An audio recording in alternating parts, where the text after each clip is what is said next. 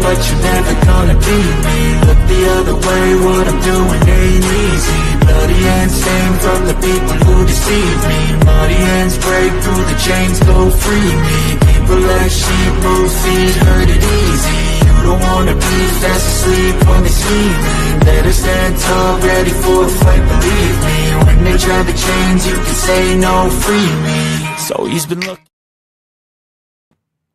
Hello, everyone, and welcome once again to another edition of the Geek Gauntlet Podcast. I'm your host, Mr. William D. Morgan. Got a lot to talk about tonight, you guys. How's everyone doing? Hope everyone's having a great, safe evening. Oh, my goodness. It's good to have everyone here. Oh, man, let me see. We got my man Shaw here. My co-host Shaw's here. We got our resident video game streamer Diamond, and we got Red Hood. Hope everyone's having a good night.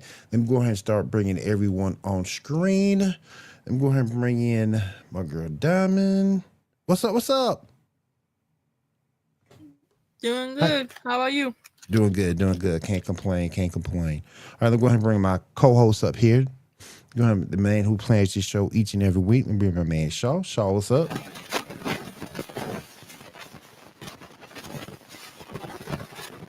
You all right, dude? Oh, man. Got some background stuff going on, dude. You want to log out, and log back in? Okay. All right. Let me go ahead and bring on our cosplay and TikTok queen. Kat, how you doing tonight?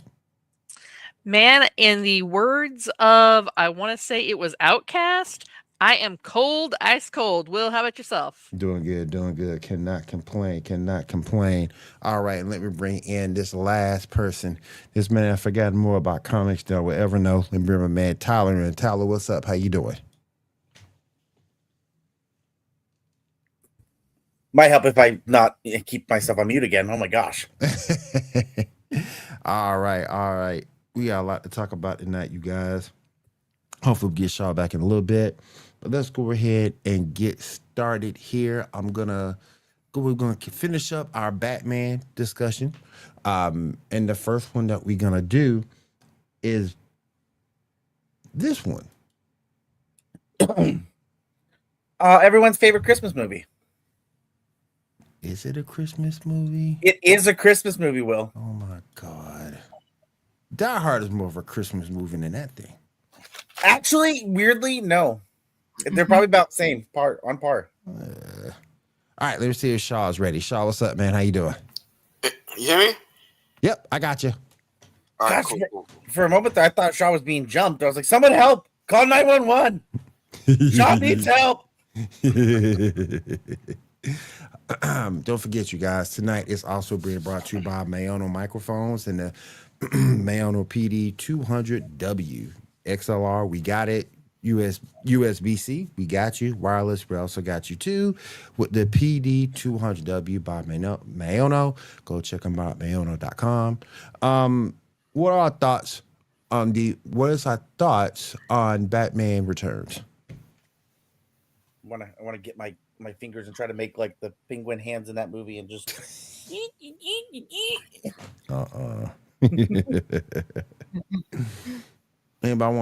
Anybody got some individual thoughts about this movie? I think that was interesting take on Catwoman, how they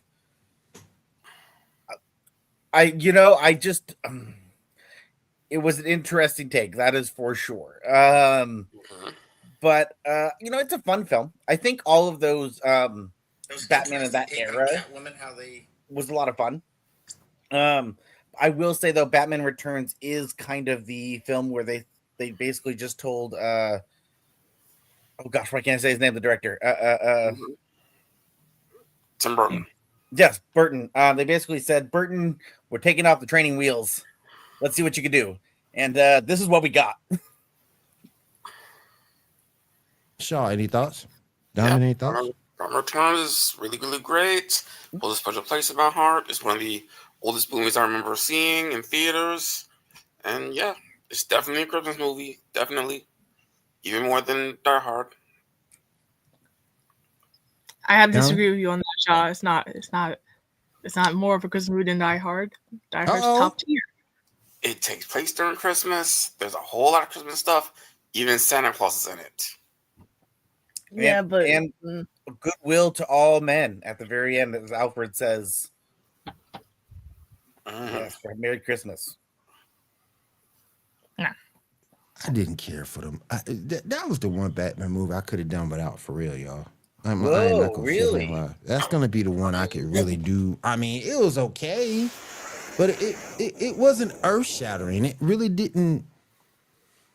Out of all of them, to me, I didn't get the purpose or the depth of it.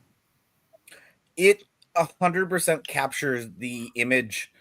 Obviously, with a little bit of director critiques, but it very. If you read, like, if you were reading Batman comics at that point in time, that was it. Like that was Batman comics right there. At that era. Mm-hmm. I mean, it was good to see Penguin. It was good to see Catwoman, but it just didn't. To me, it didn't move the needle. It was more drama than action. Sure. You know, that's why I didn't really care for it. I'm a pew guy. I'm looking for action and fisticuffs. Yeah, if they're not half naked or blowing up stuff, it's not Will's cup of tea. I mean, That's right. That's right. If they had taken a couple layers off Catwoman, he would have been a little more interested. He was like, yes, something to redeem it. Ezard, how you doing today? Appreciate you coming out to the stream. Juju, how you doing today? Appreciate you coming out to the stream, my friend. But yeah, it just wasn't that great to me. Not even the controlled Batmobile from the Penguin when he's in that like remote control car. And that was kind of funny. Yeah. But every movie like that has a bad movie to me because I'm not crazy because I wasn't crazy about Thor: Love and Thunder. I don't think a lot of people are. Yeah, so every now and again a movie does come up lame to me. Hey Janae, how you doing? How you doing, Janae? Oh, Catwoman's outfit? When she took her leather, somehow she turned a leather jacket into an entire leather suit somehow. Yeah, she did. I don't know how she did that, but I mean, you know, someone should call her next top model. Someone should call her because I mean, Project Runway, they're phoning her in. Hi. Oh man. Let me see. Okay, so let's move on. What's next up on the list, y'all? Cat, Batman Forever, and Batman and Robin. All right, let's go ahead and start with Batman Forever. So I realized that somehow in the way the universe works, I had never seen Batman Forever before this weekend. Oh, wow. And for all these people out there that are saying like, oh my God, this is such a great Batman film. Were y'all in it for the nostalgia? Were y'all just for Val Kilmer? Like, why did you just want it to be good? It was not. They really like those lips, those big old poofy lips. They love those. Yeah. Maybe, I don't know. I just like it missed the mark on so many points for me. And it was great because you got to see more villains, right? You got to see Two-Face. And don't get me wrong, when I'm saying this is a like what is wrong with you people thinking this is a good movie? I already took out of my head that this was not meant to be seen on a 4K TV.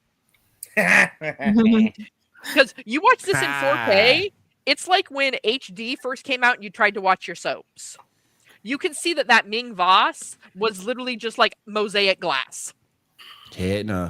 This was the same thing with some of the practical effects that you saw in the film with you had Tommy Lee Jones, which he did a great job as Two-Face. So don't get me wrong. I'm not knocking his portrayal of the character. But that stage makeup, y'all. That stage makeup. It's hard to look at. It's hard to look at that in 4K. I'm sure it looked great in regular non-HD. But once we got that into 4K, oh Lord. Someone needed to call a dermatologist. Kat was just really excited to see that onesie for the Riddler. She was just all over that. So here was the thing. Funny. I love how they kind of like started digging him out as Edward Nygma. Mm-hmm. I was really into that. I was like, okay, cool. Like this works for me. This is great.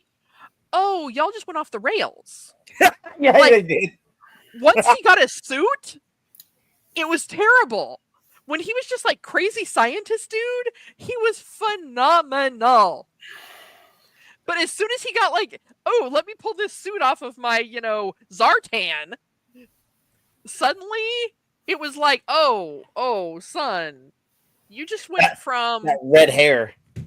That red hair was hilarious, though. I loved it. I loved it being all crazy like that. Because, like, you don't get much more mad scientist than hair like that. True. But it was, I did kind of feel, and maybe this is because most of my Riddler exposure came from Batman the Animated Series. Mm-hmm. I felt like the jokes for the Riddler fell flat. Oh, yeah, 100%.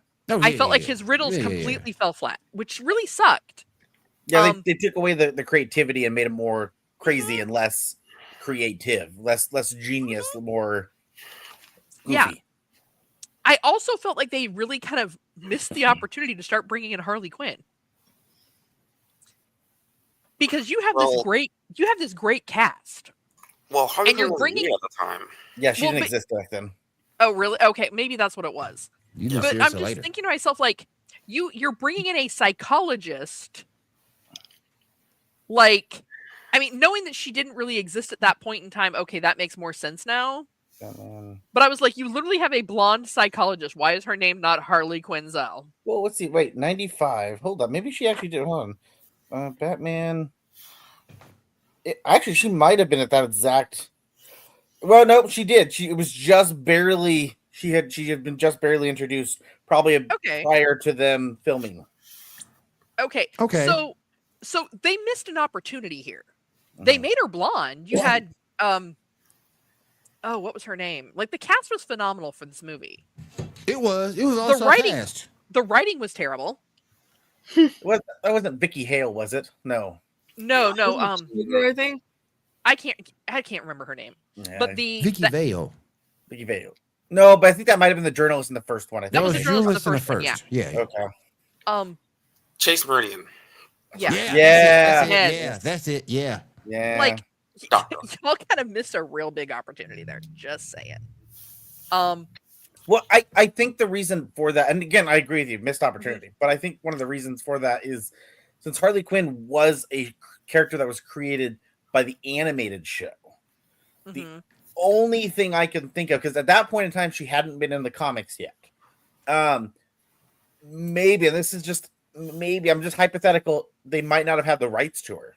Yeah, and that's what Garrett just mentioned in the chat, is that it was a licensing thing. Which, I guess I can get that, but like then the problem was she really didn't play any kind of vital part in this movie. She was the girlfriend. Dude, you could have picked another girlfriend. That's how all the women are in the Batman movies when they're the girlfriend. They're just the girlfriend. But even in this case, I feel like, because we also got to see the Flying Graysons, which was really great. And I didn't realize that the guy that played Dick Grayson in this one and in Batman and Robin, the Three Musketeers, I didn't realize that's when he was first brought in. I thought he first came in Batman and Robin. So, but I also kind of felt like his Dick Grayson was a little bit off. Like, I felt like his Dick Grayson was more Jason Todd. Which I'm not. I think what it is that he was an older version. Like, he wasn't playing the 12-year-old. He was playing the, like, 16, 17, right about to leave Bruce Wayne version. Yeah. Maybe that's what it was, but even when we got him in Batman and Robin, he was back to more of that Dick Grayson-y vibe. Well, I just felt like there was too much teenage angst. Because that was more of him being Nightwing. Like, they should have made him that. Okay, I can go along with that. Yeah, that's kind of what the story they were kind of going with at first. Okay, all right. I mean, I guess I can run with that. But like, dude, you wasted Cameron Diaz in this movie.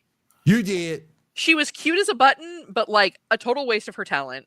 Because you had all these big name actors at the time. Val Kilmer. Cameron Diaz was in that movie. Wasn't Jim Carrey in that movie? No. Jim Carrey was in that one. Jim Carrey was in the movie. Tommy Lee Jones. Was Drew Barrymore in that? It was Drew Barrymore. Sorry, not Cameron Diaz. Drew Barrymore. My bad. Drew Barrymore, yeah. No. Drew Barrymore wasn't in Batman. Yeah, she's one of Two-Face's. One of Two-Face's henchmen. The one dressed in white. Oh, for that, I thought. Okay, I was mixing them up. I thought you were thinking of Nicole Kidman's character. Yeah. No. Nicole Kidman was the nurse. I mean, yeah. doctor, I was whatever. like, wait. I was like, that's not the right person. It was fake Harley Quinn. Yeah. Right. Yeah. So I mean, here's the thing. It was a really great opportunity to bring in those characters and kind of start to flush out some of those stories. But they just missed the mark on so much of it. Like even the set was amazing. It was still part of that campy, big, over the top neon lights, kind of like you're looking at your girl right here. You know, just it was over the top. It was great. But then everything other than like the aesthetic just kind of fell apart for me. And I'm not gonna lie, I fell asleep trying to watch the movie twice, at least, maybe 3 times. And it's only a 2-hour movie, y'all. It's not a long movie. It was tough. It was. Tough. And like I've heard so many people talk about like, oh my god, it's such a great Batman movie, and I'm like, yeah. Can you share your drugs? So one thing I'll give an insight, and the reason for this is, and this is only me being very generous. You got to think about at this time in films, right? The only other appearance of Batman we had was the goofy surfboard, like that was the Batman we had in TV and movie. And like Batman in the comics was not that. Batman in the comics was very dark, very, gothic, very, all that kind of, that aesthetic. And these films brought that to screen. And that's one thing I'll give these movies credit. They may be goofy and wonky, but DC tried to do everything they could to make the exact thing we're seeing in the comic book be on screen. Which doesn't always look the greatest. But that's what they tried to do. And so like that's probably why people have that nostalgic vibe to it, because it's the first real iteration that they got a Batman on the big screen. I was pretty sure that Val Kilmer was not the first Batman. No. I'm talking about these four movies at that time. Okay. I'm including all 4 of them. Okay, but here's kind of my thing though, is I get the camp era. Like when we get over here to Batman and Robin, which I think is a fabulous movie and is so underrated in the franchise. Come at me, bro. It's not even funny. Like that is literally my favorite Batman movie because it is campy and it's dark and it's all the things you expect of Batman. But they'd already brought the darkness, so it wasn't the darkness of it that bothered me. It wasn't the campiness. It was just like everything seemed to be like a beat off. Like if you've ever read Shakespeare and like something and they translated something out of iambic pentameter, right? And like the timing is off of that was kind of how this movie felt to me. Was like you are missing so many opportunities here, or there were so many missed opportunities back then to really bring through the camp era of Batman in that style, even with the darker vibe, and keep a little bit of that campiness. I just felt like they just really kind of missed a lot of the important marks. I understand that. I feel you on that. You're just really excited for the clueless girl to be. I mean, Bat Nipples was pretty cool. Don't get me wrong. You're never gonna get past that era. Damn. The mean Bat Nipples. Yep. When Batman tried to take out a page of the Guar book with the cod piece, All right. So that was what did you think about Batman and Robin? So, okay, like I said, I always love Batman and Robin. Like, there are multiple reasons I love it, and I will openly admit some of it is nostalgia for me. When I saw that movie in the theaters, it was a situation where me and a bunch of my friends had gone to the movies, and we're like, let's go check out Batman. We were the only people in the theater to our knowledge. Damn. And we kind of heard like another small group of people come in behind us and didn't think anything of it. Until we got to the very end. And of course, keep in mind, this is the Batman where Alfred is sick and they have to use Frieza's technology to save Alfred. To fix him. Yeah. Mm-hmm. This is where we also saw Alicia Silverstone too. Yeah. And so Clueless. Some of our fabulous fans out here, I'm sure, know Monty Python. What? So No. when that clock dinged, and because me and my friends were pretty sure we were the only ones in the theater, I couldn't resist the urge to yell out, "Bring out your dead." Damn. The funnier part was the group that came in behind us followed up with, "I'm not dead yet, I'm just very badly burned." So we proceeded to Monty Python the entire ending of that movie until the lights came up. To which then we realized the people sitting behind us were actually our theater director, his son, and like his son's friends that we all knew. Man. But no, Batman and Robin, I think it's a bad rep because it got a little the camp was alive in Batman and Robin. It was. The Batman Visa. Yes, don't leave home without it. I would say it had those moments. I mean, I personally stand by Schwarzenegger's acting in that, other than some of the ice puns that, like, if you take out a few of the ice puns, his acting is actually really good. You know, the quiet Ice moments. puns are great. I'm not saying that doesn't have good ice puns. I'm just saying there's too many. Like, what killed the dinosaurs? The Ice Age. Wow. You guys are making me want to watch this now tonight. Like, it's been so long. I'm like, I kind of want to watch it now. Oh, you totally should. It is You amazing. have to. Oh, it's great. I love the movie. I just haven't seen it in a minute, but I'm like, man, I think I need to watch it again. The funnier part is those effects actually do hold up in HD. Yeah. Mhm. Yeah, they do. Yeah, and I feel like it's because of the fact that the campiness and the trying to bring the cartoon to the pages was so over the top. Remember, this is them freezing a statue to blow it up and drive down the arm of a statue as they have the car chase scene. Yeah. On this giant Gotham statue. Yep. There's also everything that goes on with Poison Ivy is super neon. Mm-hmm.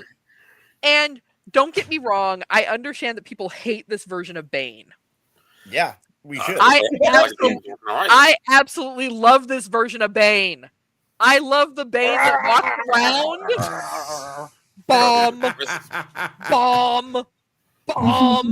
Bomb. Like, that for me, and I think that's also why I like the Harley Quinn animated series.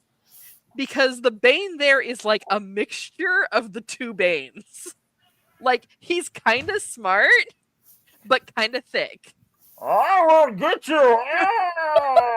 You know, the one thing that gets me about this movie, though, and Shaw, you might agree, because you saw some discourse between the two of them.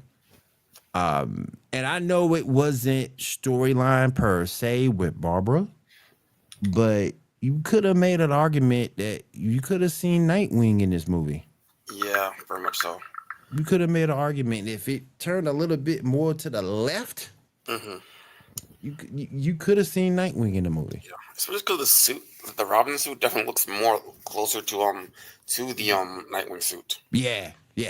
You definitely could have seen Nightwing in this movie. I actually, so as corny and as campy as their suits are in this film, they all look tight as fuck. Like, Yeah, they did. they look dope as shit. Like, Yeah. I would cosplay that, any one of those fucking costumes. It's dope as shit. Dude, Uma Thurman with her hair in the... Mm-hmm. That I told this one to let it breathe. man, like, But I mean, it was the height of that camp era where you were getting a little bit of that, like, bam pow. mhm. But you were still getting a little bit of that dark and gritty too. Right. I know a lot of people did have, like Will mentioned, the issue where they really deviated from the Barbara story, where she suddenly wasn't Barbara Gordon. Yeah. Right. And you know, there was that. There were some other things that people just kind of felt like they deviated from. But I mean, the Dr. Freeze story was a great story. Yeah. It was the story of this man who is trying to do everything in his power, even if it means becoming a supervillain, to ultimately save his life. Hold on, Shaw. Log back in front of me. I didn't know what the heck was going on. Oh no, we lost Shaw. A tornado just hit him. And No, He got that blizzard. The blizzard that we wish he had. You That speak for could've been yourself, it. ma'am. that could have been it. I'm gonna let him log off. I'm gonna let him log out and then come on back in. So I mean, like, in my opinion, Batman and Robin is underrated, and I'm sure people are going to come at me for the way I just tore apart, Batman Forever. But I'm into Batman and Robin. Like, you want to know what the worst part of Batman and Robin actually is? Besides There- Bane, of course. There you go, Janae. That was it. The worst part is George Clooney as Batman. yeah, he was a makes a better great Bruce Wayne. He's a great Bruce Wayne. Yeah, he was a great Bruce Wayne. He wasn't a good Batman. Yeah.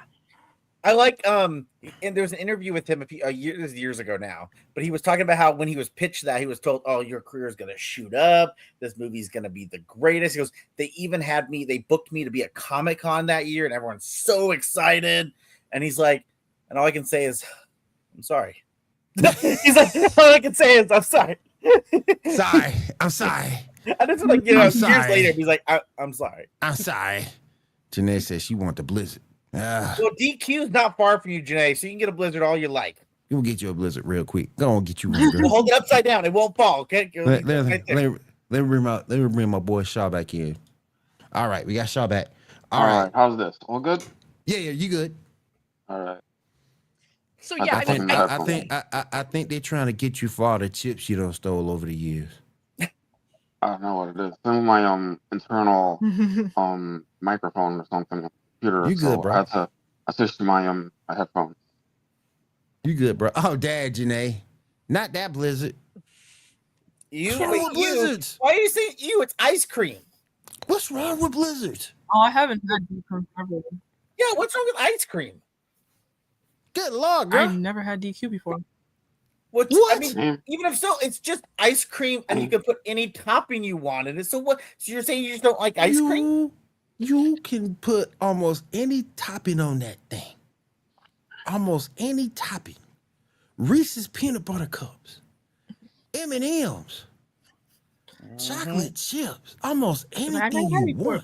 I just go like, I can just go to what's it called?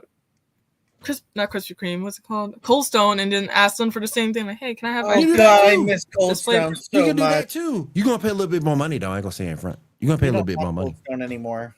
You're gonna pay a little bit more money. I ain't gonna front, but yeah. They bring my man Garrett on. Garrett, what's up? Hey guys. How you doing, man? What's up? Diamond, you can't need believe to order me Janae. some Cold Stone and bring it to me. You don't like blizzard. You gonna send me hundreds of dollars because that's gonna be a long wait. Hundreds of dollars. I just want some cake batter ice cream with chocolate chip cookie dough in it. That's what I want. Go to Cold Stone. Cold Stone is better. We all It talked is about better. like there's no Cold Stone here, not anymore. She doesn't like vanilla ice cream though. We have to get her some chocolate. Okay, What's wrong with vanilla? It's a you can put any type of very ice- complex flavor. Look, you can get vanilla. You can get strawberry. You can get all. See, if you get real vanilla, like actual vanilla, where you scrape out the vanilla, Yeah. it's a very, very complex flavor. It's not the bland thing that you think of when you go to Baskin Robbins and all that other synthetic crap. Garrett is like that French Ugh. vanilla. Is that What? even still around? It is. Yeah, it is. It Oh is. my God. Was I'm glad I what don't have still- any. I'm glad I don't Baskin have any in Robbins. this area. Oh yeah, of course they are. All I'm right. glad I don't have any in this area. All right, Shaw, what's next? All right, moving on. Okay. Batman and Superman, World's Finest. The Batman the Animated Series and Superman Animated Series crossover TV movie. What's everybody's thoughts on it? I thought it was fun. I have that movie to this day. It's still over there in my box, and It is the best animated movie that they've ever done. I loved it. Mhm. I loved it. I Mhm. loved. First of all, for those who don't know me, I hate Superman to the high heavens. I hate him. To the high heavens. He's a god that has that. Oh, I can't stand him. But And his when cousin, he's like, "How you doing?" And when Batman took him and flipped him into the table, Yep. that's what I'm talking about right there, cuz. That's what I'm talking about right there. Yeah. I just like that don't be scared Bruce of his Wayne punk ass. I just like the Bruce Wayne is totally like, "Hey, how you doing, Lois?" Looking right over at Clark, Yep. and he's like, Yep. Then he said, and then when they first met, he brought out the kryptonite. Doesn't take much, does it? Oh man, I was like, yeah. Remember, that's him. the cool kryptonite, like jade dragon thing that the Joker went and got. Mm-hmm. Yep. God, that was just it's so good. It's really just one of the best. But see, that's the thing though. You had Bruce Timm writing these episodes, Mm-hmm. and they were solid episodes. I mean, like I've got the crossover because I've got the box set of the Superman animated series where it shows up. Oh, I'm jealous. That's cool. Like having Bruce Timm, who basically spearheaded the animated series for Batman, it was absolutely brilliant. And the fact that we had such great vocal work from Tim Daly as Superman, from Kevin Conroy as Batman, and then Dana Delaney playing Lois Lane, who incidentally also played Andrea Beaumont, aka the Phantasm, in Mask of the Phantasm. Another good Batman movie. But I thought it was great. That was a great movie. It also established that relationship between Superman and Batman to be world finest on the animated side as well. And that carried over into Justice League as well. I thought it was a great movie, despite the fact I can't stand Superman punk ass. Well, okay, I gotta ask, Will, what's your beef with Superman? I mean, the level of vitriol like rivals Lex Luthor. It's just the fact, to me, I don't identify with them. He's a god, and they've tried to put him, who's basically a god, and you love his cousin though, and she's more powerful. Say what? You love his cousin because in the story. No, her character arc is better, because her character arc is her struggle it's more of a struggle character-wise for her than it is for Superman. She's still a teenager? Huh? Because the only thing with Superman, what they're trying to do with Superman, look, I'm gonna put you on this farm, I'm gonna give you this wife, I'm gonna give you these 2 kids, make it. Bruh. Well, if you like that, have you touched the Absolute Superman comic? Yeah. I like that a little bit better than. Well, yeah, I was gonna say that seems like something you might like more. Yeah, that's a little bit better. Absolute Superman is better. He's better. He's not as powerful, but he's better. Okay. So I've never been a strong Superman fan. I was as a kid, but as I got older, I became more of a Batman fan. Always have been. And next to Batman, my second favorite character in all of DC is Green Lantern, specifically Hal Jordan. Okay. But as long as they ain't say Guy Gardner, we good. Oh, I hate Guy Gardner. Everybody loves Guy. But no, the most of the books that I have that Superman appears in are part of the Superman Batman team ups that started coming out in the mid to late 2000s, going into the 2010s, and where like the second volume was dubbed Supergirl. That was the subtitle for it, and it was written and drawn by Michael Turner, the late great Michael Turner. And they turned that one into an animated film called I believe it was Apocalypse. Yeah, Superman Batman Apocalypse. Yeah. So but like, one of the things I liked about is how grounded they made Superman come off, because like there's one particular volume that comes out in that line of books where where Superman is exposed to a specific type of kryptonite, and it actually transfers all of his powers to Batman and makes him mortal. I remember that storyline.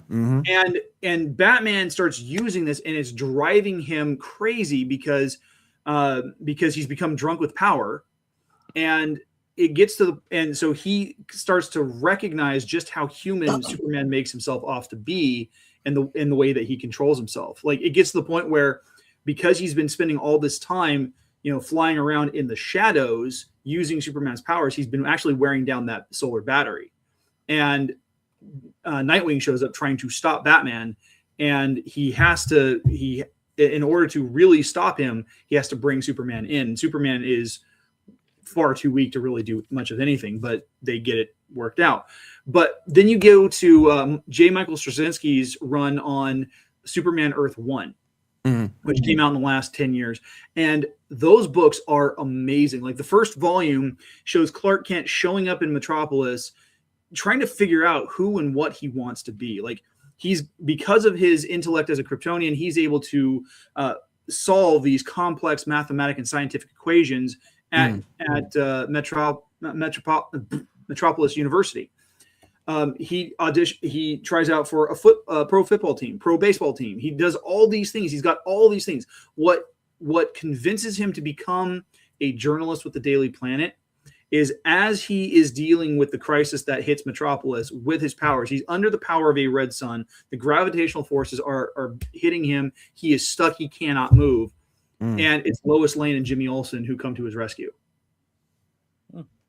And so it's the fact that he does have those weaknesses. As powerful as he is, he recognizes his own limitations and where he needs to place those limitations. But to me, those struggles with him as a character are few and far between for me to look at and say, okay, I get it.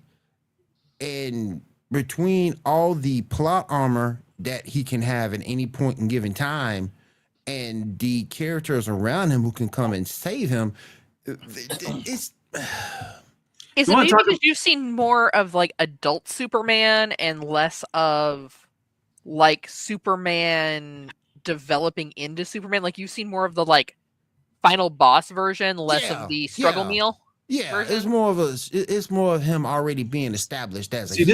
This is where Smallville comes into play. I knew you were gonna bring up Smallville. Yep, Smallville. And I watched Smallville, and I like Smallville. I had no issues with Smallville, but when you dealing with grown Superman, and the only thing you really give him as a struggle is a wife and kid. Okay, so go back to the early 2000s and the Justice League animated series. Do you know how many times they actually give Superman like some massive challenges in that series? He was also don't get me wrong. There's if you watch the director's commentary through most of the episodes, it'll talk about how they had to go through and nerf him. Like he gets hit by something random and like that stuns him, and you hear George Newbern going, ugh! Yeah, but speaking of which, they did depower him a bit. They did depower him, but I'll give you that. But one of the best episodes that they did for that, and I know we're getting way off topic because we're supposed to be talking about Batman, but the episode of where Superman and Batman show up Wonder Woman and Batman show up at the Fortress of Solitude to give Superman a birthday gift. Oh yeah, when he got exposed, he's exposed to that alien plant, and it's giving him the dream that he's always wanted. Yep. And you can see just how heartbreaking that is that he has to shatter that. And then they have to do the same thing for Batman because he gets exposed. Yep. Not to go too, but I from a comic book era, I will point out. I wonder if you would enjoy. It's not considered well written, but it had some moments. I think in the late 90s, I think, when Superman had to wear the solar suit because of his powers being taken away from him. The black suit. Yeah, that was a good run. Yeah, because he basically got depowered for the most part, and so he had to wear a suit to help him even remotely touch a bit of his power. Right. Speaking of Superman being depowered, the next movie we're talking about is Batman and Superman. What's this one's called again? Give me a sec. Let me just. Dawn of Justice. No. It was Public Enemy. Yes, Public Enemy. That was a great one. That's which is based again. That was a good movie. That was a good movie. That was a good movie. Based on comic of the same name, I think, or no, it's based on the same the graphic novel, the same name. It's the first 7 issues of the Batman or the Superman Batman run, written by. I can't remember who the writer was. It was also by Ed McGuinness. And it was also I want to say Morrison, but I'm not sure.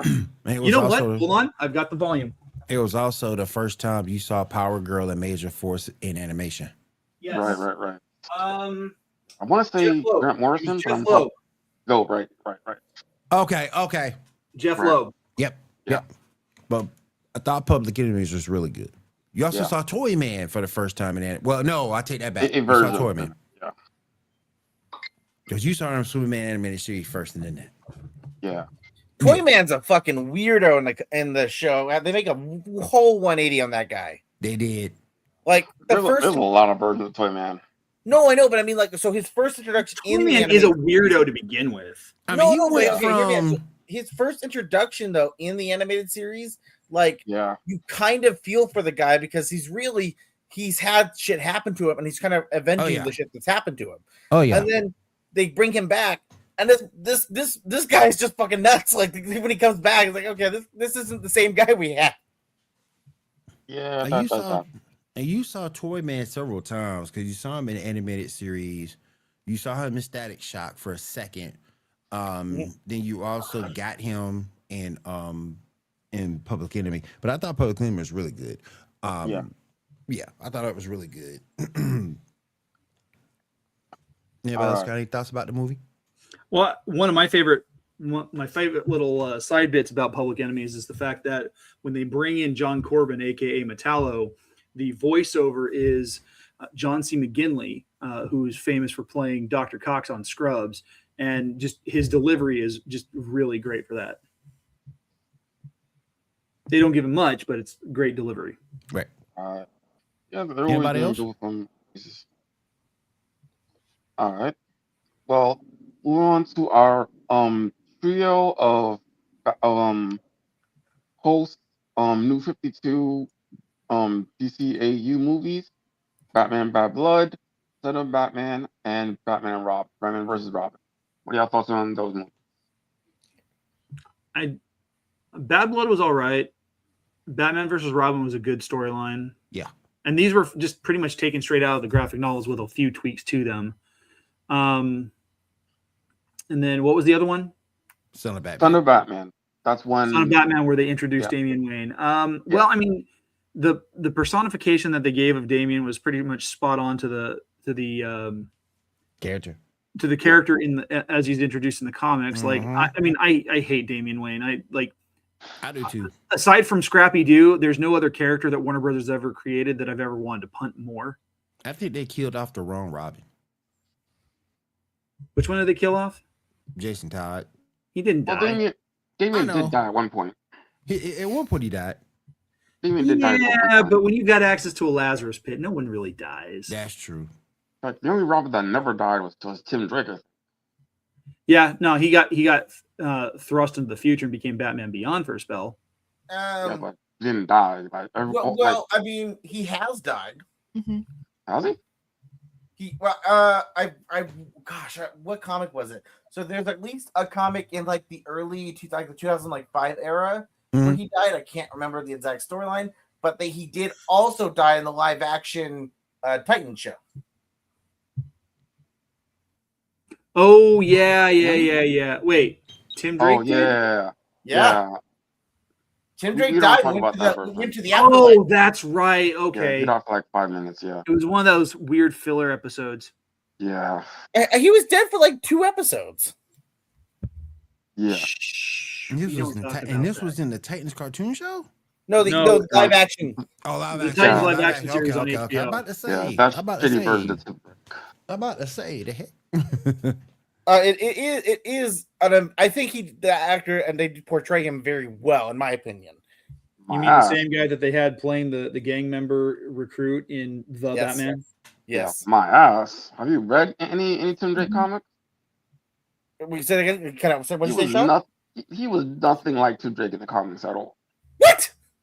At the guy all. being very, very smart, being very, very focused on Batman. He wasn't being very, very smart. He had a family. Tim Drake did not have a family. He was very much an orphan. Yeah. Oh, sure. Well, he had a father for a while. Yeah. But I would disagree on the personality wise. Very Tim Drake. Very poor. Although in the comics, Tim Drake did have a on again, off again relationship with Stephanie Brown, aka Spoiler, and in Titans, that version of Tim Drake had an on again, off again relationship with a milk delivery guy. I think. What? They made him gay. No, milk. There wasn't a milk delivery guy. What are you No, talking about? that was another No. hero, wasn't it? No, No, he was No, innocent no, dude who no, worked at Star Labs. Yeah, it was a dude from Star Labs that had a Yeah. relationship. Oh, right. Yeah. No, I just, as everyone knows, I am a huge, obviously, Jason Todd fan because I love Red Hood. But Tim Drake, in my opinion, is the best Robin that they've ever made.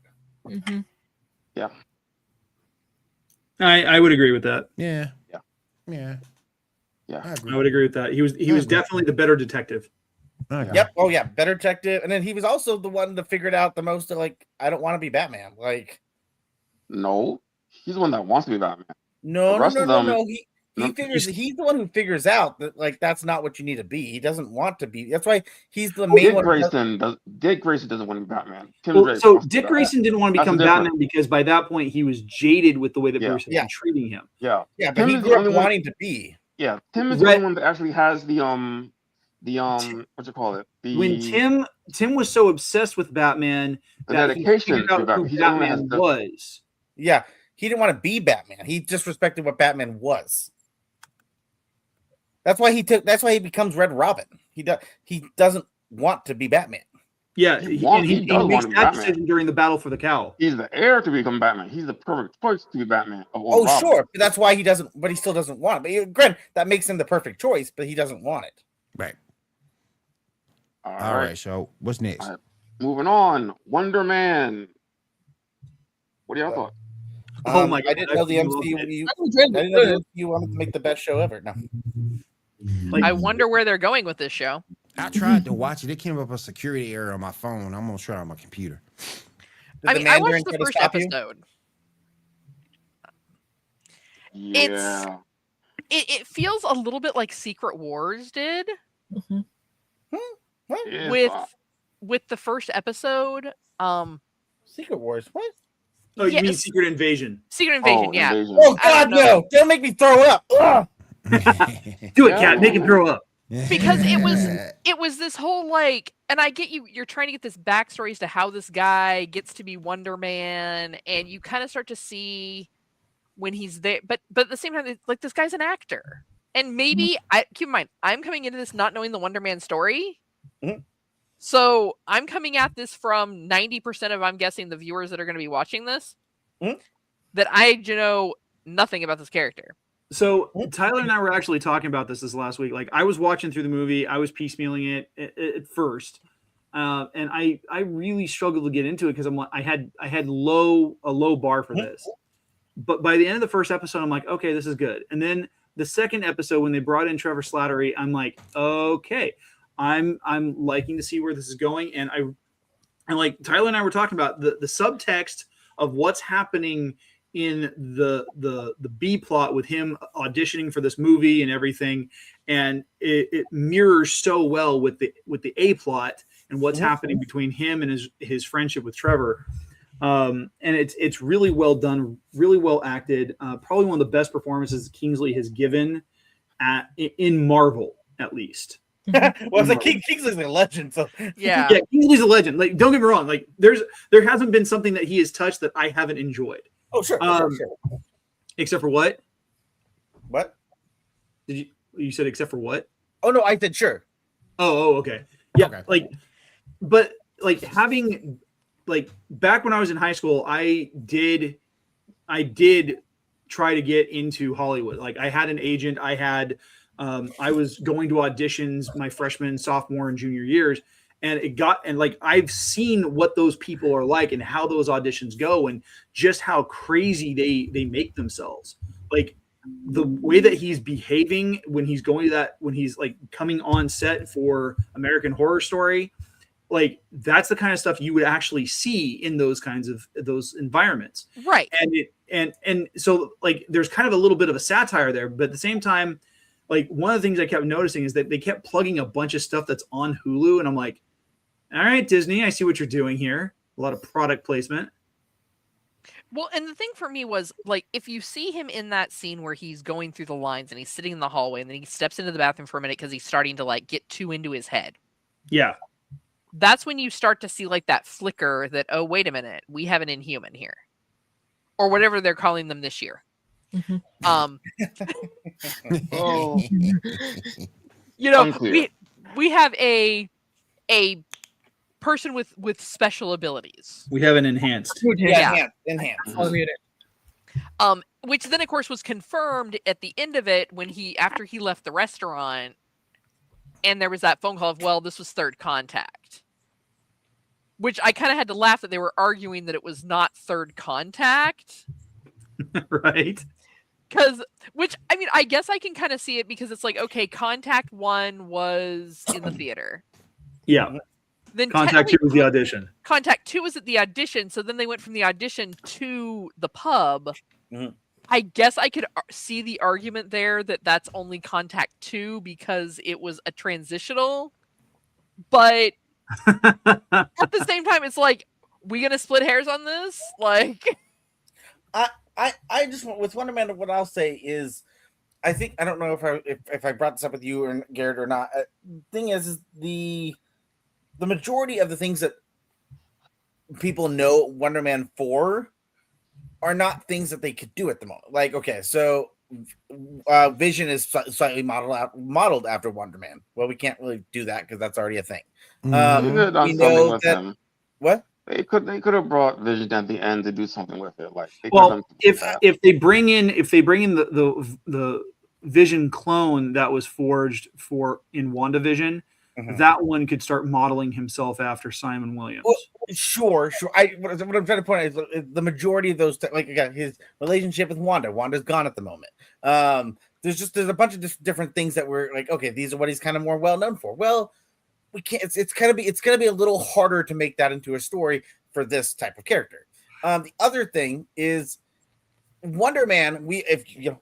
Spoiler: Wonder Man was really just used because Marvel wanted to capitalize and try to take it from DC from being able to use Wonder Man because they had Wonder Woman, and so coming up with a weird an idea of why we're going to call this character Wonder Man and using it to play it as a movie prop idea, like have it him trying to recreate that, I think is a genius way of doing it. Like, it's a very subtle, simple, easy way to make it like, why is this guy Wonder Man? Oh, he's playing a character called Wonder Man. And I think that was a great spin on it. Yeah, very genius. I think that it has a really cool down-the-earth vibe with the idea of it's very plot, like character driven. You don't have it's not like the end of the world's about to happen, so we have to do something. No, it's the characters are driving the story. And I think that's why come they didn't do anything about the race swap? Making a commentary. Why didn't they do a commentary about the race swapping? See, I'm not even that far in. I'm one episode in. That seemed like something that they definitely could have done. But I don't think it's not something that doesn't really matters. I think no. What I mean is because in real life, there's all, of course, talk about race swapping, and you have this character who in the comics is, and then you have in this movie, in this show, the original version of him is a white actor. So why would you not do a commentary on maybe him getting hate about it, or? But Shaw, here's the issue that we're dealing with. I mean, by this point in the MCU, it doesn't really matter. I mean, if you go back to Thor, okay, if you look at Norse mythology, the Vikings for the most about part, what they're doing writing wise, doing commentary on it in the show. Like, it's a missed opportunity writing wise. Well, but I think here, keep in mind, like most of us, I don't think are past episode maybe 1 or 2. No, we also seen all the episodes. I haven't. I haven't either yet. I haven't either. But here's my thing though, to combat that, go look at Thunderball. You remember Thunderball? You mean the James Bond movie? Go back to She-Hulk. I don't know what you're getting at. Get that awful show out because remember Thunderball from the Wreckers. You remember with the weapons from the construction weapons from Asgard? Oh yeah, okay, the Wrecking Crew. Yeah, from the Wrecking Crew. Remember, in the comics, he's black. Yeah. But in the show, he's white. The least of the shit that they did to them. And the Wrecking Crew isn't that. I was the least of the shit that doesn't really matter. I mean, but they were big. They were big in the comics. I mean, So they deserved a lot more than what they did. So if we're gonna talk about anything like race swapping, free Thunderball. This is my 2 cents on race swapping. Okay, one, I hate that term so much because it just Is that not something that exists? What? Is that not something that exists? I understand the terminology, what it's for. It just sounds for how I view the human race, I don't like that term. But We I need understand. to call it something. We need to call it something else. But Skin my swap. point I'm going to make No, here that's not is I don't really care when these things happen if that character is not centered around that reason. And the idea is like, take Black Panther T'Challa. His entire background is about him being in Africa, in Wakanda, and all these things. It wouldn't make a lot of sense to now make him an Irishman. It just would be super weird. It wouldn't. You would have to change the entire character to fit that. But a He character could have been adopted. But you have Yes. like Nick Fury, who In the has comics. been both in the comics. Yep. But my Um, point is like with Wonder Man, I'm actually so Okay. because of the show, I actually went and picked up I'm some not Wonder Man saying comics. that Wonder Man being race swapped is a bad thing at all. I'm No, saying I that didn't the say you show, were. I didn't say you that were. the writing for the show missed an opportunity to make some sort of commentary or something about that, to have that be part of the show. Because that's just really I just glossed don't think that over. was the story it was trying to tell, though. Yeah. Yeah, I and, don't- and just here's my and well, I see the point of wanting to touch on Hollywood sometimes not being as inclusive as they should with certain things. I think that because they're trying to write this from a slightly different perspective, like I said, they're going with the hey, there's a movie about Wonder Man and this guy's auditioning for a character Mhm. known as Yeah. Wonder And Man. would that not be in the I conversation? think about that is the subtext, though, Shaw. I think that Yeah. him doing that in the show is the commentary on itself. It's subtle, it's But subtext. it's not mentioned. It's completely just glossed right over. Okay, but and mind you, most of us have only seen the first few episodes. There is a way to mention it in subtext without slapping you in the face with it. Yes. And the thing that I think is it's a very fine line and it's very difficult Mhm. is finding ways to have these conversations and bring them to light in media Sure. without it being this Slammed is all in the we're going to audience talk face. about That's for this what entire I'm show saying. and They take don't away from have the the character. conversation. That's what I'm saying. But Shaw, what That's we're what I'm saying, saying. They could have the conversation, but they don't. Oh, Shaw, I think what we're saying is that the conversation is there. It's just not in the format that you're seeing. it's And not a and it may direct not be conversation. necessary. Not even It- mentioned at all. Why is it Subtext not- isn't mentioned. Yeah, subtext is not something that's mentioned, it's something that's implied. And so no, we're not in Geek After Dark. I can't say that. I can't use that example. 2 minutes, Um, cat. You got 2 minutes, I have cat. 2 minutes where I can use that example. Uh-oh. I don't know what this example is. Oh, no. I don't either. Now I want to know. You got a minute. It's going to be a wonderful example. It's going to be fabulous. So, like I said, I mean, the wonder fact what it that is. they are, and the subtext is kind of there when you look down the hallway of all the people that are auditioning. Yep. It's a bunch of white dudes or passable as white. And then there is this guy. I mean, you also have Trevor, who's an old person trying to Right. audition for But he's still a white man. yeah. Well, White But person. he's auditioning yeah, for it's the like the character. white He of is Young- casting. very much not white. Ben Keighley is very much not white. I know, but they try to pass him because his name, Yeah. they give him the name Trevor. Yeah. Hey, you're saying that black people can't be named Trevor? I'm saying Ben Kingsley's not a black person, so I I know mean, two. Actually, I know. So, I know. all right, I know, since we finally I know counted two it- brothers with the name of Trevor. Since we are now officially in After Dark. Yes, I we can are. no, use we got my 45 analogy. seconds. So basically, what they're doing is they're implying that, hey, this is a thing and this is why this character is here. He has all this competition because this character is a white character. Even from the first episode and the name of the show, we know he's going to get that.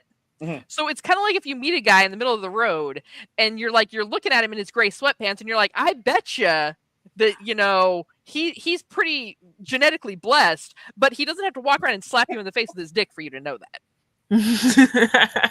I do understand what you're trying to get at, Sean.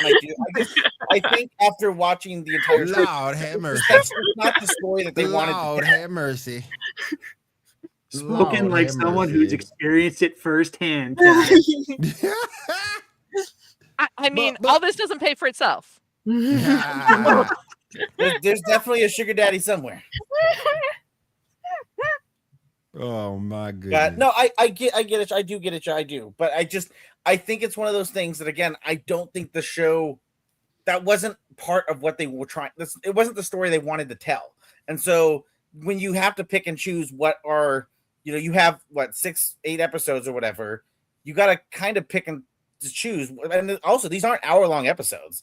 These are 30, 29, 30-minute long episodes. So trying to make sure that you use that time wisely. I think that's just the direction that they, it's what they were trying to tell. That wasn't the story. Gotcha. Well, there's what it is. I will say, you said, Kat, you're only about 2 episodes in. I'm the first episode in. I haven't gotten all the way First in. episode. Diamond said you haven't touched it at all. Only watched like half the episode. And Will, you said you haven't touched it either, correct? I haven't touched it yet. No. I do encourage you guys. I know that it's odd, and I think, as Garrett was just explaining, it's a little bit of a slower start, but once you kind of get to that last episode and you see the full picture, the full story, Yeah, it honestly makes you want to go back and watch it again because you really appreciate it. I think the cinematography in this show is very good. It's trying to capture an era.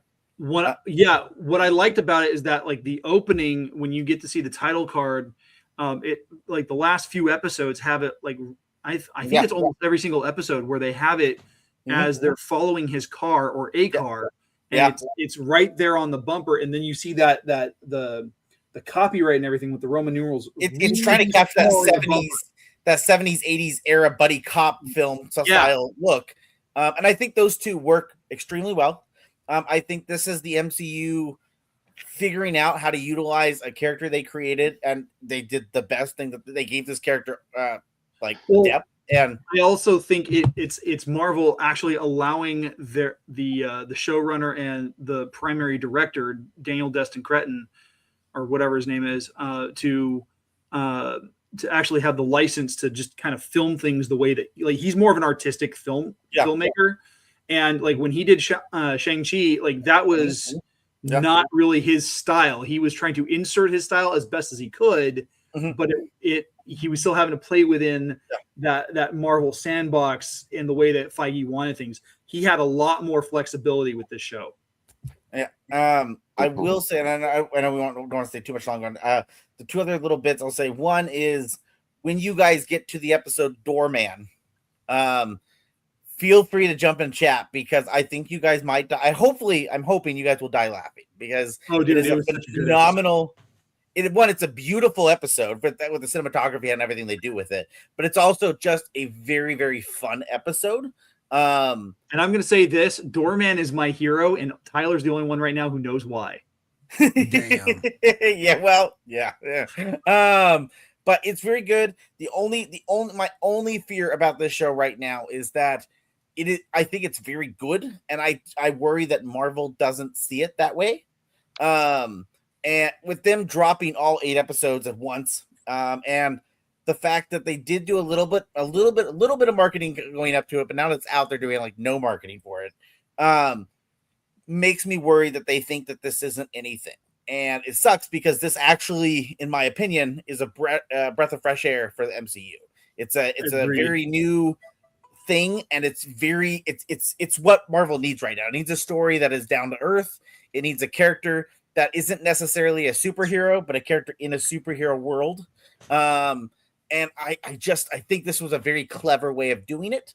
I look forward to seeing more of this character and how he continues throughout the, if he comes back in some way. I would love for a season 2. I doubt we're going to get a season 2 because this is part of the Marvel Spotlight era, and Spotlights typically are the one and done type styles. But we'll see. Who knows? But I think it's very good. I think it's something that I encourage everyone to watch. It's good. And they may actually surprise us They because, could, yeah. like we've said, I mean, don't get me wrong. I went into this not knowing anything about the character, wondering. So no one this knows is anything such a- about Wonder Man. Yeah, exactly. Like wondering why did you make this series? But at the same time, watching it, The puns write themselves. right? Yes, they do. Yeah, it's like my freeze pun. Garrett, ding dong. Real quick, Jason, how you doing? Ding dong man? yourself, Tyler. How you doing, Jason? Appreciate you. How you doing, Jason? Appreciate you being here, my friend. He is the head over at Elite Sports Entertainment Network. Good to have you here, brother. So I think if they can actually get enough people to watch it, and people start actually getting into that story and kind of like, okay, let's follow this, because they're even using a slightly different story writing style, which, you know, I think is going to benefit Marvel right now. Yes. Yes. And I think it could potentially be part of that. Maybe we're going to see more Wonder Man. Maybe we're going to get another season. Maybe it gets 2 seasons rather than just 1. Let's see how it goes. But we really kind of have to see how that goes with this and see if enough of the fans are ready for a story and not just pew pew, Will. I always looked at Wonder Man. I always looked at Wonder Man as a B character. He, but I know he's kind of more of like a C character. Yeah, but Well, okay. But don't get me Hold on wrong, there. though. Don't get me You're wrong, not wrong. though. You're not wrong. Don't get me wrong, though. He's strong. He. I don't think he's an A-lister, but he's strong. Here's the thing. I'm not trying to say he is an A-lister, but I will say I would say from like the late 80s going to like the end of the 90s, Wonder Man was a very big character. He was like not only was he a very big character on the Avengers, but he also was like one of the founding people with the West Coast Avengers. That's how I know him from the Avengers books. Yeah, and it's like, you know, he was a character that was introduced and did well at that time, but as we slid into the 2000s, he was just not a character that they could figure out how to write, and he was just not getting traction. I will say the version that we got in what was it, Earth's Mightiest Heroes, or was it Avengers Assemble? Earth No. Mightiest Heroes. United Yeah, we stand. where he was able Unite to You turn, Stand, the first one. Yeah, Unite You Stand. yeah, where he is able to turn himself into the pure ionic energy form was brilliant, because that was like the natural progression of what his powers could do. And it's kind of cool. It was neat to see him kind of like be out of control of his powers, learning how to manipulate them and thinking it was all someone else's fault. And they're able to bring him back from the brink. That was really good writing on their part. But let's also accept the right. fact that Wonder Man is, in fact, if you had a reality TV show of superheroes, Wonder Man would be on The Surreal Life. Oh yes. Yeah, no argument there. He's an actor. He'll take any gig he can get. And you know who I would also put in that cast? Hobo Thor. God, yes. I do gotta also give MCU credit right now, because it probably took a shit ton of restraint not to do what MCU does with everything, which is make everything a joke. Right. And this was legit serious. Yeah, it definitely. I mean, don't get me wrong. There's comedy in it. It's a funny show, but like, there's moments where they like, oh no, this is a moment where we're supposed to have emotions. This is a moment where we're supposed to feel something, guys. So hold on to that, and they do. All right, Shaw, what you got up next, man? All right. Next up, Amazon has revealed its first look at Sophie Turner as Lara Croft in the new Amazon Prime series, Tomb Raider series, on picture number 3. What are y'all thoughts? So, Will, you can rest assured that they have not given her a booby suit or like the butt implant, the butt pads, you know, or the They point. might have, though. I mean, Or a sandwich. Yeah. She might have been really flat chested. She just flat. Well, I mean, so hear me out on this. Cat. There's not enough polygons in this. Cat. She built like the number 1. Have you ever tried to mountain climb with titties? I'm just saying, she built like the number 1. That's They hurt so much. Oh my God. Well, I'm gonna need you to go cave diving with a set of tits, okay? Okay, Because I have to make with that joke. It's called spelunking, cat. Did you ever watch Either way. Did you ever watch the anime The Devil is a Part-Timer? No, Yes. I I have. didn't. Okay, so the line where the one knight is feeling. Hold on, let me see her again. Hold on, go ahead, keep going, Tyler. Let me examine this here. Oh, Hold on. examine it. Oh, gee, that sounds so Look. bad. She ain't got hip, man. Look, she ain't got hip the first. Is that the gun she used to shoot her Jonas Brother husband? Probably. Oh man, she ain't got hip the first, man. No.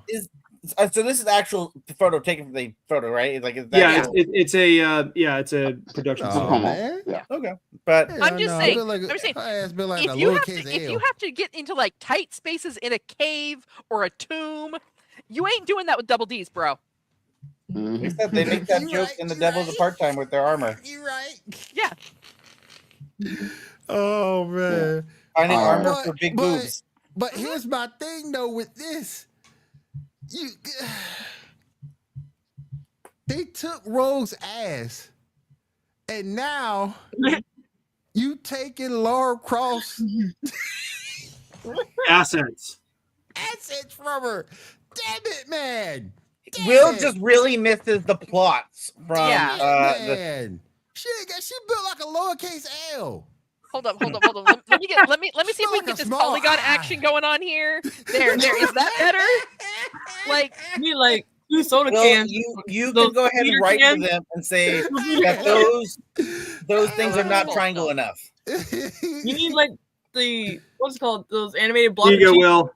That has more curves than this Laura Croft. That action figure right there got more curves than this Laura Well, it's Croft. also not a real thing, so I mean, that might be why. I don't understand. I don't get it.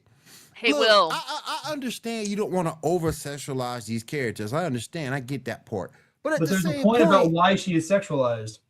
Hey, Well, Will. Angelina Jolie's suit in Tomb Raider had the boobs and the butt built in. See, and when you told me that just took all hope from life away from me. That took all hope from life away from me. Like I lost I all was like, damn, she fine. The cat told me that. Damn it, man.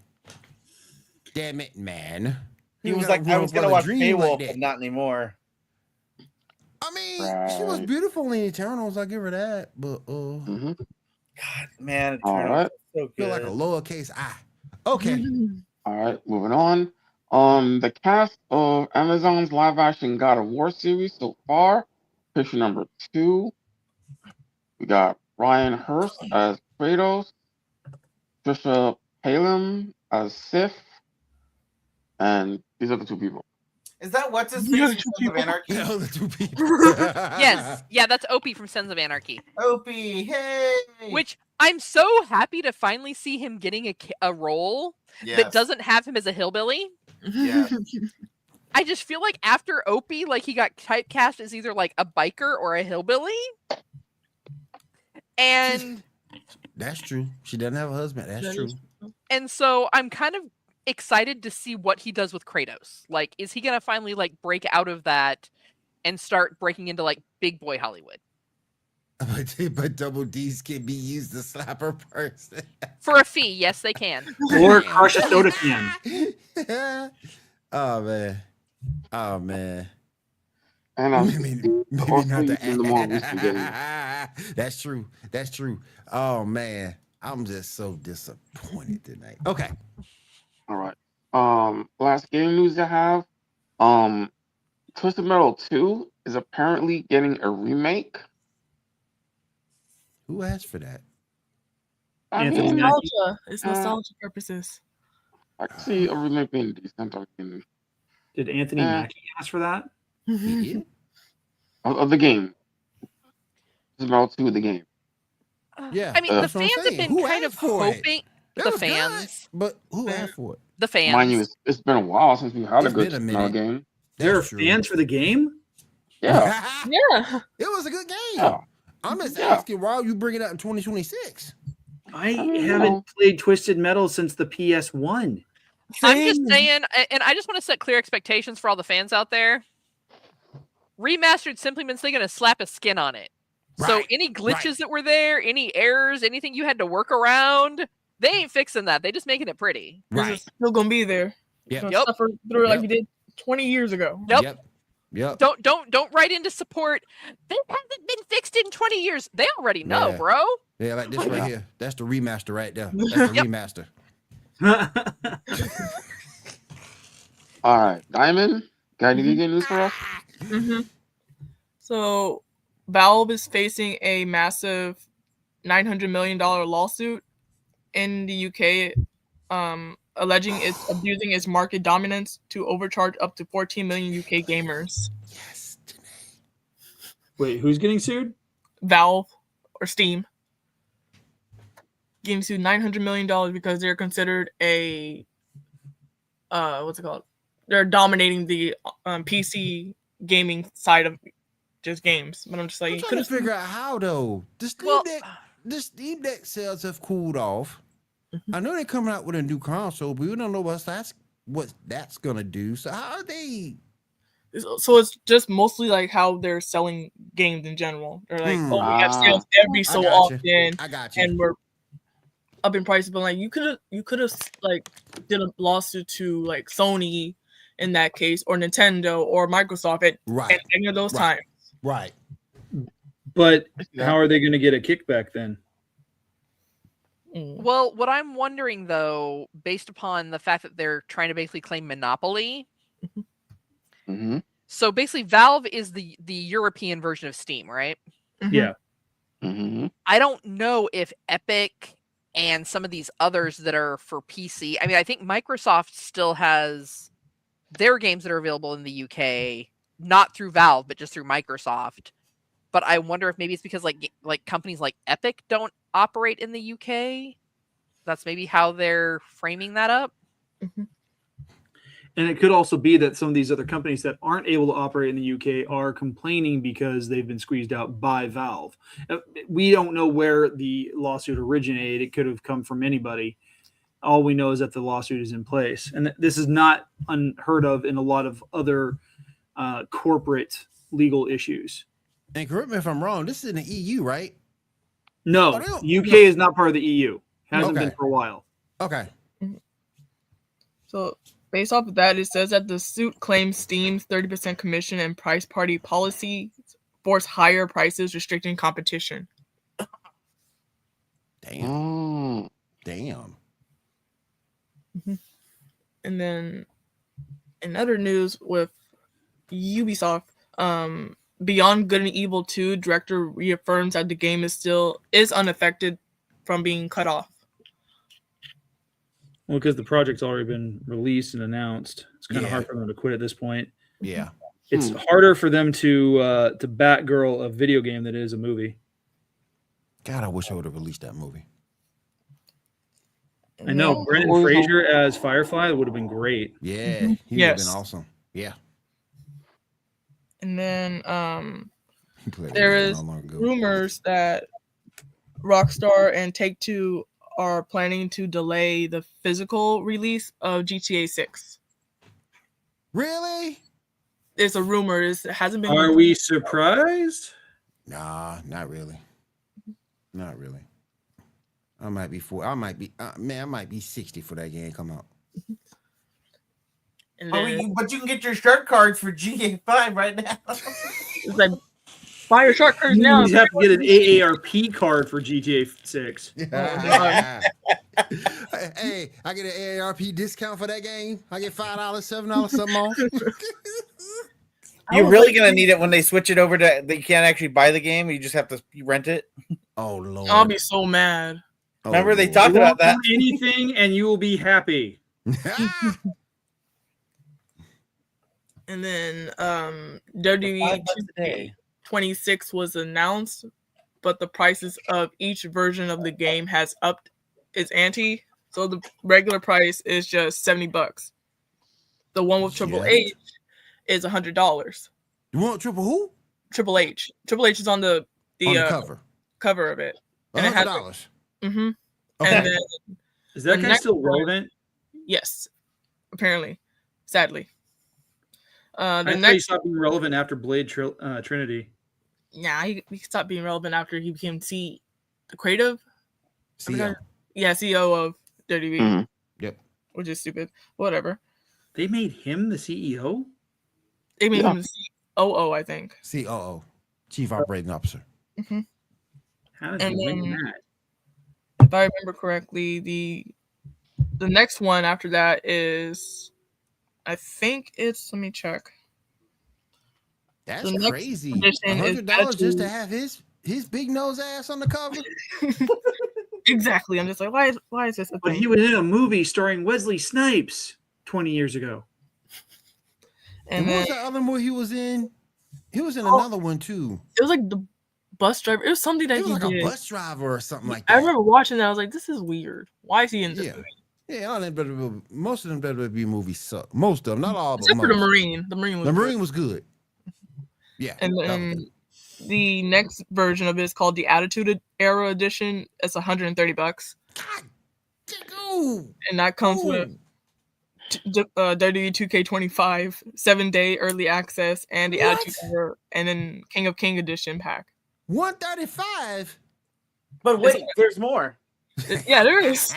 There's like one final edition Mm, that's called Monday Night War Edition, mm. and that's $150. Oh hell no! What does it come with? Someone actually ripping into your pocket and stealing Yeah, your so cash So you the Monday to get Night that Era, real in-stadium feel?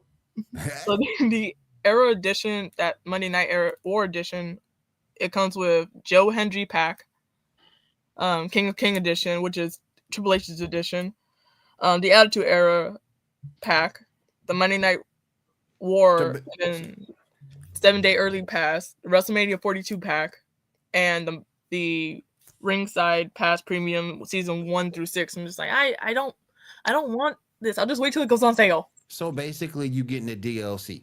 You just getting You What's getting the it called? game and the DLC.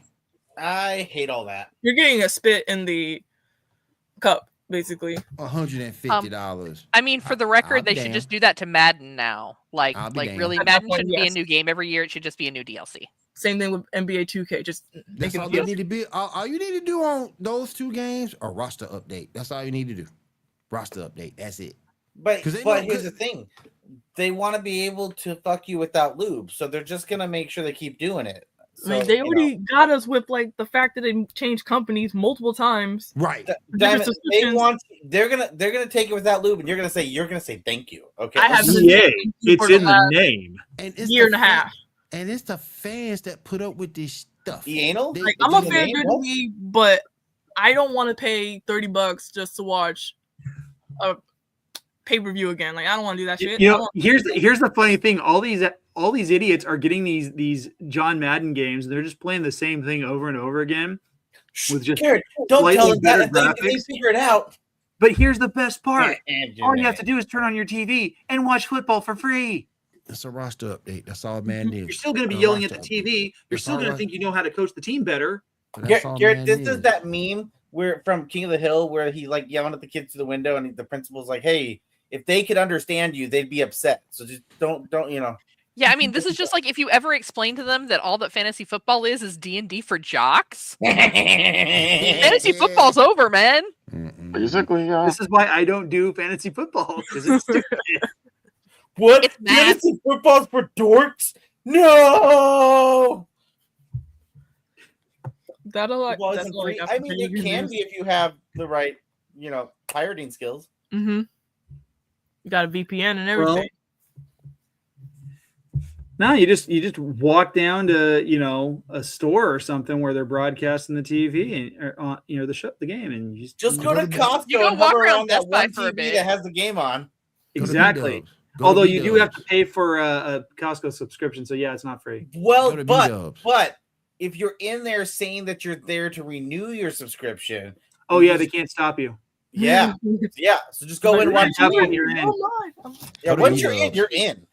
Go to B-Dubs. You're going to go there anyway. All right, Yeah. John, Oh what else? yeah, and they won't kick you out even if you just order a glass of water. Exactly.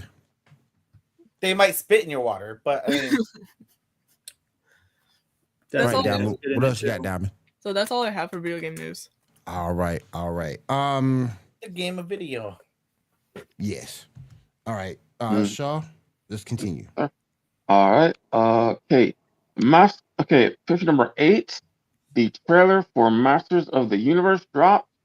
Anybody Yeah, it see it? did. And what are y'all thoughts? I'm actually excited for this. Nice.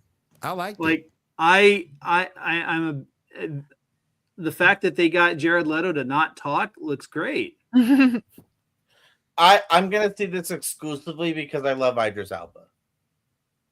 I mean, minus You and Jared about Leto, 50 I have million high other women. hopes. What'd you say, Garrett? I said you and about 50 million other women. And I'm okay with that. Idris Elba can do no wrong. No, No, he can't. I mean, here's the thing. I have to laugh because there are some complaints from the dude bra community that What? He-Man No. is not bulky enough. Yeah, I've heard that. But Yeah, hello, these are the same guys who live in their mom's basements and can't even, Damn. bench press a Twinkie. Damn. most likely, yes. Yeah, they can't complain.